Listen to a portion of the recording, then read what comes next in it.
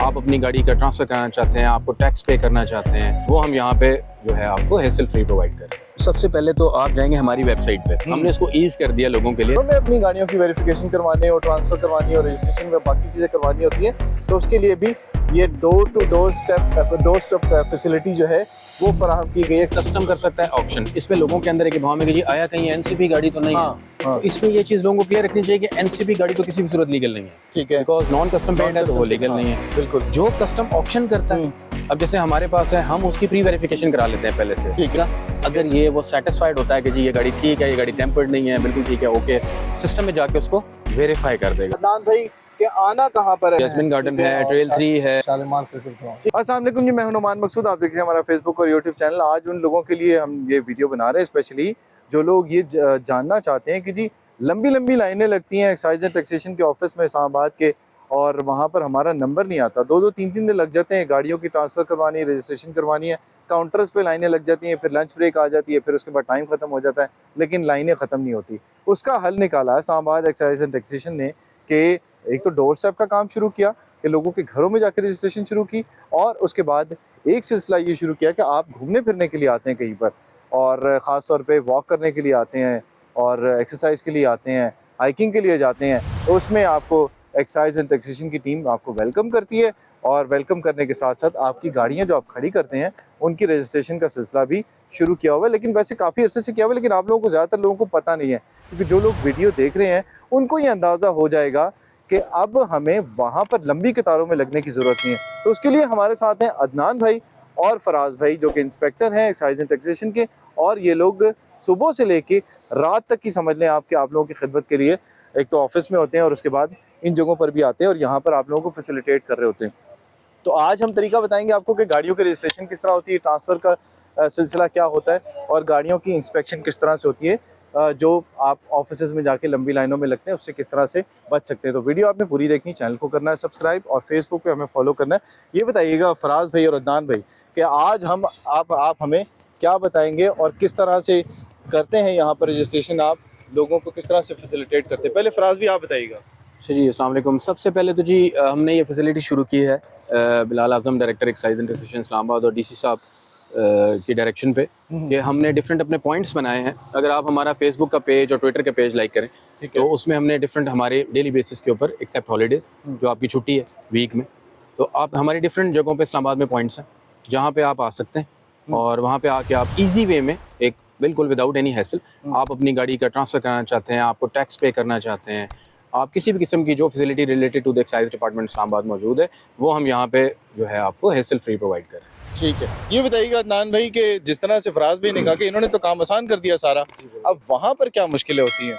वहाँ पे ये है कि लोग लंबी लंबी कतारें होती हैं वहाँ पे, ठीक है जी। और एक एक काउंटर पे कितना टाइम लगता है, ज़रा ये भी बताइएगा। काउंटर पे कम से कम 15-20 मिनट तो लग जाते हैं, है ना? जी बिल्कुल। वहाँ पे काफ़ी रश होता है, और कितने काउंटर होते हैं?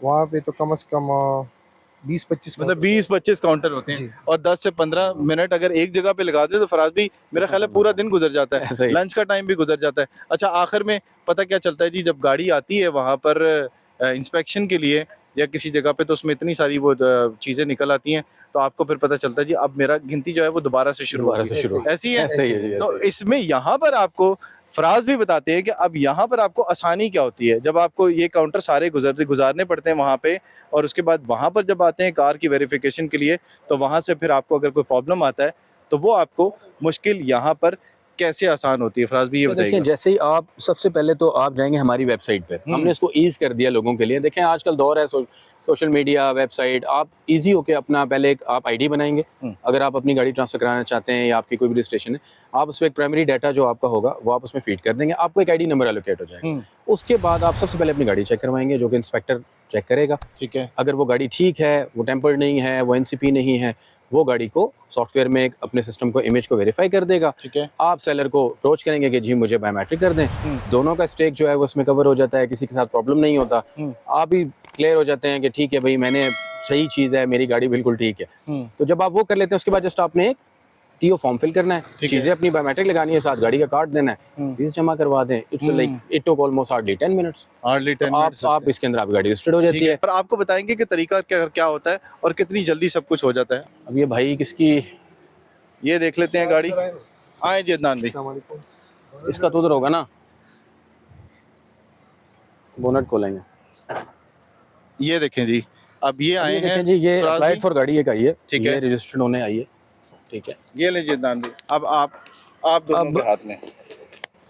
अब देखें, इन्होंने सबसे पहले तो अपना एक टीओ फॉर्म पे इन्होंने जो भी कोई अपनी एक आईडी बनाई होगी, ठीक है। ठीक है जी, वो ये टीओ फॉर्म पे अपना फॉर्म फिल करके हमें बताएंगे। ठीक है। अब ये गाड़ी प्रेजेंट होगी, अप्लाइड फॉर गाड़ी है। ठीक है जी। वहाँ से लाइट। अब आप इसमें ये देखें ठीक कि है। ये इसका चेसिस नंबर है। ठीक है।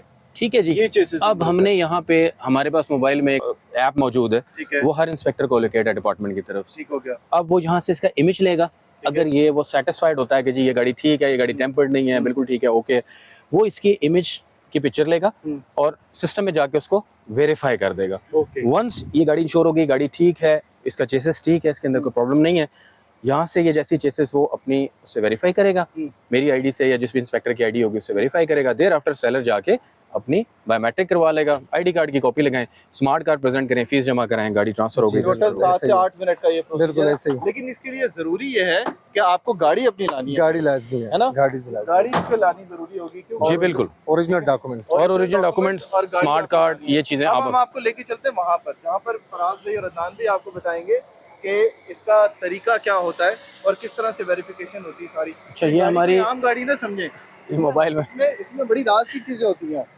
और यहाँ पर आके ये सब कुछ पता चलता है कि किस तरह से गाड़ी को चेक किया जाता है। ये अली अंदर बैठा हुआ है। अभी देखें, जैसे ही मैंने वहां से इमेज लिया गाड़ी का, ठीक है, ये मेरी आईडी है, यहाँ पे ये इमेज आएगा, जैसे भी वो आईडी नंबर जो एलोकेट होगा, तो यहाँ से इसका ये इमेज ओके हो जाएगा। ठीक है, ये जैसे इमेज ओके होगा तो डेटाबेस पे आपकी गाड़ी फिजिकली चेक होगी। अब आप सेलर को अप्रोच करके कहेंगे कि जी मुझे बायोमेट्रिक दे दें, तो वो जब बायोमेट्रिक दे देंगे तो उसके बाद आपका यहाँ से जितनी भी एंट्री है, सब कुछ है, वो सब यहीं से होगा, फीसें भी यहीं जमा होंगी और आपका काम हो जाएगा। यहाँ से सारी फीसें भी जमा हो जाती हैं, जी, काम हो जी। जाता है और ये पूरे का पूरा दफ्तर है जी इस गाड़ी के अंदर। अब हम इधर आते हैं, अब आपको दिखाते हैं ये जगह जो है, ये है ट्रेल 3। ठीक है, जरा इस तरफ आ जाए। मैं माइक इसलिए, बाइक जो है ना वो अदनान भाई के पास और फराज भाई के पास है, इसलिए इनको नजदीक रख रहा हूँ। अब ये बताइएगा अदनान भाई कि आना कहाँ पर है लोगों को, किन किन जगहों पे वैसे होते हैं फराज भाई और उनकी टीम?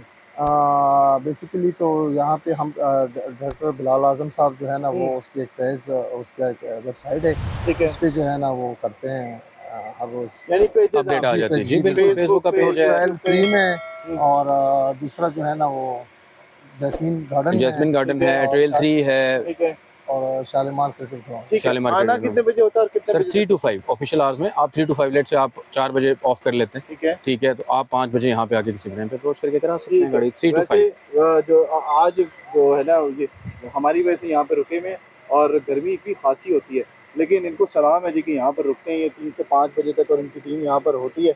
और इंस्पेक्टर को सबसे बड़ी मुसीबत ये पड़ती है कि उसने बाहर रहना होता है, बाकी टीम अंदर बैठी सब वेरिफिकेशन और बाकी चीज़ें कर रही होती है, लेकिन इंस्पेक्टर को रहना होता है बाहर और वो चीज़ों की वेरिफिकेशन उनको जो है फिजिकली चेक कर रहा, और उसके बाद उसकी वेरिफिकेशन के बाद अगर खुदा न खास्ता कोई चीज़ ऐसी आपकी निकल आती है गाड़ी के अंदर, तो उसके बाद केस भी इंस्पेक्टर ने बनाना होता है, क्योंकि सारी जिम्मेदारियां एक इंस्पेक्टर के ऊपर ही होती है। क्या जी बिल्कुल, बिल्कुल ऐसा ही, बिल्कुल ऐसा ही। तो आपने अगर आना है तो ये 3 दिन है, जिस तरह से अदनान भाई ने बताया, फराज भाई ने बताया कि आपने इन 3 दिनों के अंदर आना है, और इन 3 दिनों में आके आप इन जगहों के ऊपर ट्रेल 3 है और शालीमार क्रिकेट ग्राउंड है, जैस्मिन फिर उसके गार्डन, बाद कचनार जैस्मिन पार्क गार्डन है और कचनार पार्क है I8 में। उसके अलावा अगर आप घरों में अपनी गाड़ियों की वेरिफिकेशन करवानी हो, ट्रांसफ़र करवानी हो, रजिस्ट्रेशन में बाकी चीज़ें करवानी होती हैं, तो उसके लिए भी ये door to door step facility जो है वो फराहम की गई एक्साइज एंड टैक्सेशन। अब आप देखें, एक तरफ आपका जो है वो कई घंटों का जो प्रोसीजर है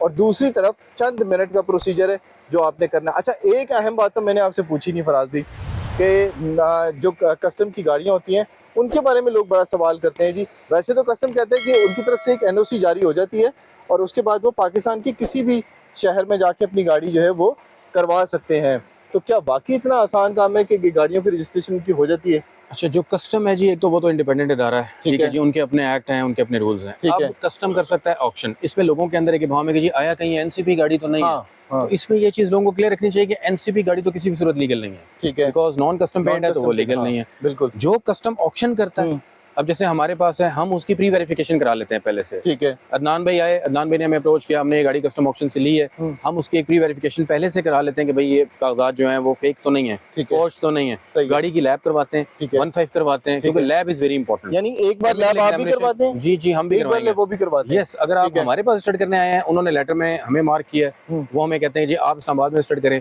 हम उसकी लैब भी करवाएंगे खुद अपनी, अच्छा। उसके बाद हम अपनी 15 भी करवाएंगे और प्री वेरिफिकेशन करेंगे। जो 3 प्री रिक्विजिट्स हैं जो आपने ये हर सूरत कस्टम की गाड़ी में आपने पूरे करने, जैसे इंश्योर रहता है कि गाड़ी ठीक है। ठीक है, उसके बाद देयर आफ्टर जो नॉर्मल प्रोसीजर है वो आप ऑप्ट करेंगे जो न्यू रजिस्ट्रेशन। यानी कि जो चीज ये बात ये समझा रहे हैं फराज भाई कि अक्सर ये होता है कि लोग फेक लेटर को ले आते हैं और उसके बाद कहते हैं जी कि गाड़ी एनसीपी से ऑक्शन हुई हुई है, लेकिन वो भी काम आसान नहीं है। अगर आप ये समझ रहे हैं कि एनसीपी का फेक लेटर आप ले आएंगे कस्टम का और लाके ईटी ऑफिस में जमा कराएंगे और उसके बाद आपकी गाड़ी आपके नाम हो जाएगी, तो ये बहुत ही बड़ा नुकसान हो सकता है आपका और आपके ऊपर केस भी रजिस्टर हो सकता है।